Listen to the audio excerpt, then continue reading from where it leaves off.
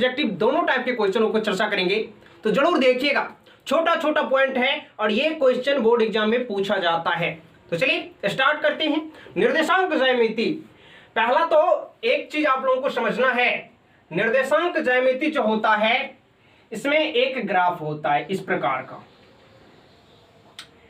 इसको कहते हैं एक्स रेखा, इसको कहते हैं एक्स रेखा और इसको कहते हैं वाई रेखा। इसको क्या कहते हैं? वाई रेखा। ये हो गया वाई रेखा और ये हो गया क्या? एक्स रेखा। इसको एक्स कहते हैं, इधर एक्स डाइस, ये एक्स डाइस हो गया, ये वाई हो गया और ये वाई डाइस हो गया। ये मेन पॉइंट होता है 0। अब इसमें क्या समझना है? समझना ये है कि ये एक्स रेखा और वाई दोनों के लिए 0 हुआ। अब ये जो मान होता है तो इधर हम लोग क्या लिखते हैं? दाहिने तरफ +1 +2 ये होता है।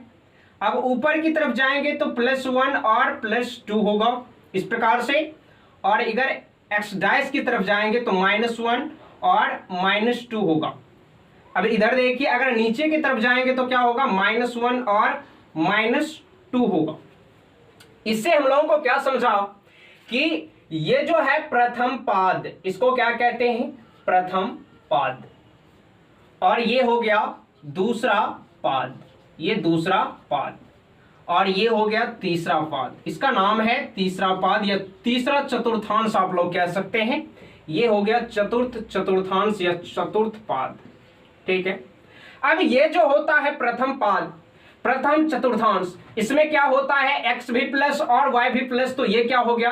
प्लस कोमा प्लस हो गया, प्लस कोमा प्लस। अब ये जो सेकेंड चतुर्थांश है इसको क्या कह रहे? वाई एक्स वाला माइनस है और वाई वाला कौन सा भाग है? प्लस वाला। तो पहले माइनस और फिर प्लस, माइनस प्लस। अब देखिए ये जो भाग है तो ये एक्स वाला माइनस है और वाई वाला कौन सा है? माइनस है। तो दोनों माइनस माइनस तीसरा चतुर्थांश में, और चतुर्थ चतुर्थांश में क्या होता है? दोनों, एक एक्स वाला तो प्लस है और वाई वाला कौन सा? माइनस है, माइनस वाला रेखा है, इसलिए ये प्लस माइनस हो गया। अब इससे ऑब्जेक्टिव ऐसे बनेगा, जैसे एक बिंदु दे दे निर्देशांक में, जैसे दे दिया 2 और 4, 2 और 4। आप लोगों को यह बात पता है कि ये जो पहला बिंदु है 2 जो है ये x का मान है और ये दूसरा भाग जो है y का मान है, ये बात पता है। अब पूछ देगा ये किस चतुर्थांश में है, तो हम लोगों को बस देखना क्या है? x भी, ये x का जो मान है 2 ये भी प्लस में है और y का जो मान है 4 ये भी प्लस में है। तो क्या निकला? Plus coma plus. ये किस चतुर्थांश में है? आप लोग देख करके बताओगे किस चतुर्थांश में है? प्रथम चतुर्थांश में है। ऐसे ऑब्जेक्टिव आप लोगों को पूछा जाएगा। अभी सब्जेक्टिव पे भी चर्चा करेंगे। अब देखिए, अगर दे दे -2 और 7, ये किस चतुर्थांश में हो जाएगा? तो पहले तो देखिए x का मान माइनस है और y का मान कौन सा है? प्लस है। 7 का चिन्ह क्या है? प्लस है। तो माइनस और प्लस किस चतुर्थांश में होता है? माइनस और प्लस होता है दूसरे चतुर्थांश में। अगर कभी ऐसा भी सवाल आ सकता है, ये 1 नंबर 2 नंबर 3 नंबर का क्वेश्चन ऐसा आ सकता है कि 5, -9 ये किस चतुर्थांश में है? तो x का जो मान है ये किस चीज में है? प्लस में है। और y का जो मान है किस चीज में है? माइनस में है, माइनस में है। तो माइनस लिखेंगे। प्लस और माइनस किस चतुर्थांश में होता है? तो प्लस और माइनस चतुर्थ चतुर्थांश में होता है। तो ये इंपॉर्टेंट चीज है, इतना चीज को आप लोग ध्यान में रखिएगा कि किस चतुर्थांश या किस पाद में ये होता है। प्लस प्लस माइनस प्लस कैसे होता है, ये सिर्फ रेखा का खेल है। ठीक है, आगे बढ़ते हैं अगले ऑब्जेक्टिव की तरफ। अगला ऑब्जेक्टिव जो है, अगला ऑब्जेक्टिव बस सिंपल सा बात है, समझना है। अब क्या है, अगर कोई भी बिंदु रहता है, जैसे हम लोग ग्राफ बनाते हैं, ग्राफ में सीखे हैं, कोई भी बिंदु हो निर्देशांक ज्यामिति में, जैसे एक बिंदु ले लिए, ए का नियामक है कितना? 2, 7, और ये ऑब्जेक्टिव पूछा ही जाएगा। ठीक है। अब इसमें पूछेगा कि इतना में भुज है, क्या है, भुज है, ये बात तो पता नहीं है। तो भुज जो होता है, याद रखिए, भुज का मान पूछ दे या भुज है तो क्या करेंगे, ये जो x का, इसमें तो आप लोगों को पता है कि किसी भी बिंदु का नियामक जो होगा x, y होता है। तो x के स्थान पे कितना है, 2 है, तो ये x का मान हो गया। y के स्थान पे 7 है, तो ये y का मान हो गया। x का जो मान होता है, x का मान जो होता है, इसी को कहते हैं भुज।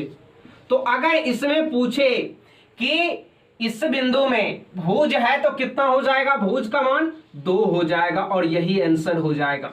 अगर पूछ दे y के मान को क्या कहते हैं, तो y के मान को कहते हैं क्या, कोटि। क्या कहते हैं, कोटि। y के मान को क्या कहते हैं, कोटि। और कोटि का अगर मान पूछ दे तो कोटि क्या है, 7 है, तो कोटि का मान क्या हो जाएगा, 7। ऐसे ऑब्जेक्टिव पूछा जाएगा। कभी दे देगा -2,9, इसमें भुज बताइए क्या हो जाएगा। तो x के स्थान पे जो मान होगा वही भुज कहलाएगा। तो भुज बराबर हो जाएगा क्या, भुज बराबर हो जाएगा -2, ये आंसर होगा। अगर कोटि पूछ दे तो कोटि ऑब्जेक्टिव में पूछा जाएगा, कोटि 4 ऑप्शन दे देगा, क्या होगा, 9 होगा। ये आप लोगों को पता होना चाहिए। ये ऑब्जेक्टिव टाइप क्वेश्चन था। अब हम लोग कुछ फॉर्मूला जानते हैं और उसको कैसे याद रखें, इसके बारे में चर्चा करते हैं। तो चलिए, और इस चैनल से आप लोग जरूर जुड़िए और अपने दोस्तों को भी जरूर जोड़िए, ताकि बोर्ड एग्जाम में आप लोगों को कोई भी दिक्कत ना हो। किसी भी सवाल के लिए सारा ऑब्जेक्टिव और सब्जेक्टिव टाइप क्वेश्चन इस चैनल के माध्यम से आप लोगों को रोज मिलता है। अब देखिए, जैसे एक बिंदु दे दी हम लोग, मान लिए कि ए बिंदु का नियामक क्या है, x और y है, और एक बिंदु है B जिसका नियामक क्या है, x और y है। तो पहला बिंदु जो होता है उसमें x1 और y1 होता है, और दूसरा बिंदु जो होता है x2 और y2 होता है। ठीक है।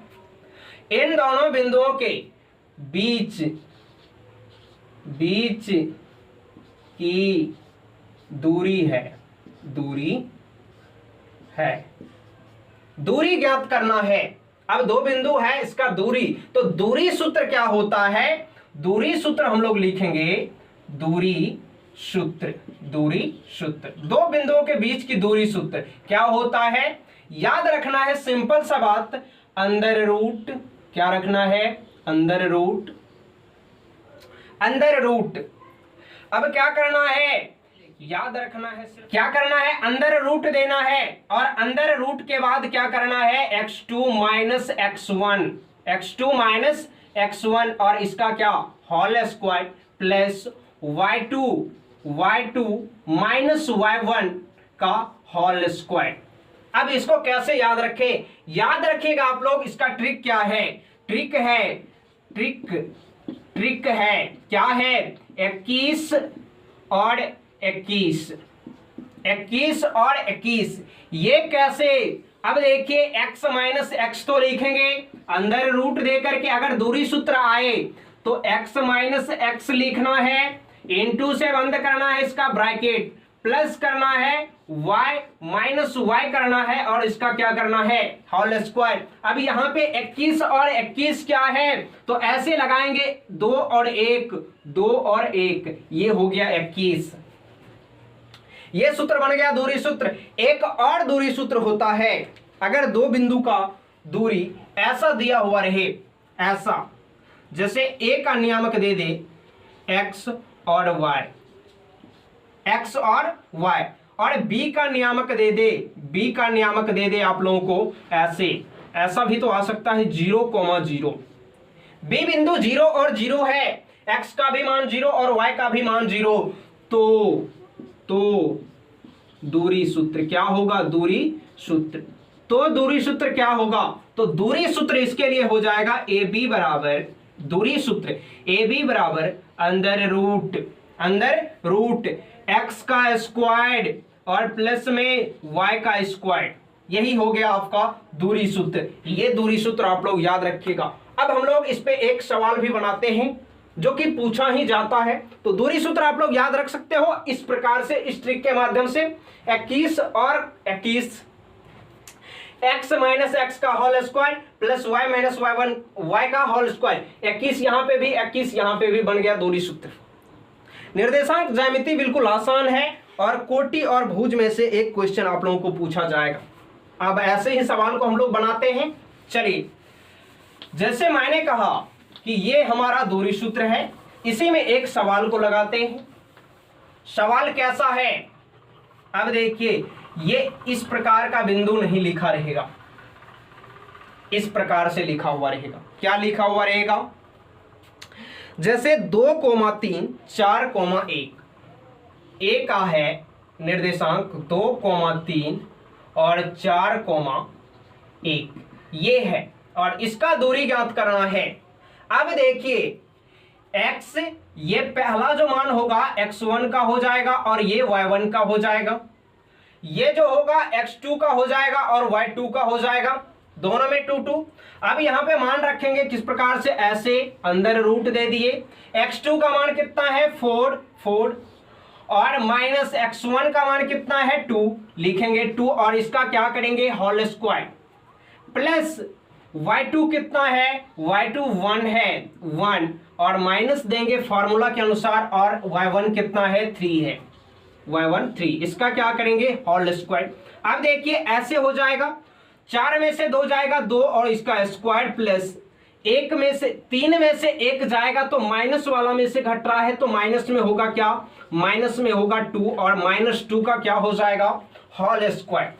अगर होल स्क्वायर यहां पे करते हैं तो कितना आ जाएगा, 2 का स्क्वायर 4 और अब देखिए -2 का अगर स्क्वायर करेंगे तो -2 गुन्ने -2, माइनस गुन्ने माइनस क्या होता है प्लस, और 2 गुन्ने 2 कितना 4, तो प्लस में 4 आएगा, लिखेंगे क्या प्लस में 4 और अंडर रूट में। अब यहां पे देखिए 4 4 कितना अंदर रूट में 8 और 8 का वर्गमूल क्या निकलता है, पूर्णतः तो नहीं निकलेगा लेकिन आएगा 2 रूट कितना 2, क्योंकि 8 का अगर हम लोग खंडन करते हैं तो क्या आएगा 2 चौके 8 और 4 का वर्गमूल कितना होता है 2, 1 2 अंदर में है तो उसके अंदर में 2 हो गया और यही हो गया आपका आंसर। वर्ग इकाई भी लगा सकते हैं यहाँ पे आंसर में। इस प्रकार का क्वेश्चन आप लोगों को बोर्ड एग्जाम में देखने को मिलेगा, तो ऐसे क्वेश्चनों का आप लोग जरूर एक बार बोर्ड एग्जाम में जाने से पहले देख करके जाइए और ऐसे ही क्वेश्चन पाने के लिए हर सब्जेक्ट का आप लोग इस चैनल से जरूर जुड़िए और अपने दोस्तों में भी शेयर जरूर कीजिए। मिलते हैं ऐसे ही एक नए जबरदस्त वीडियो के जरिए, तब तक के लिए जय।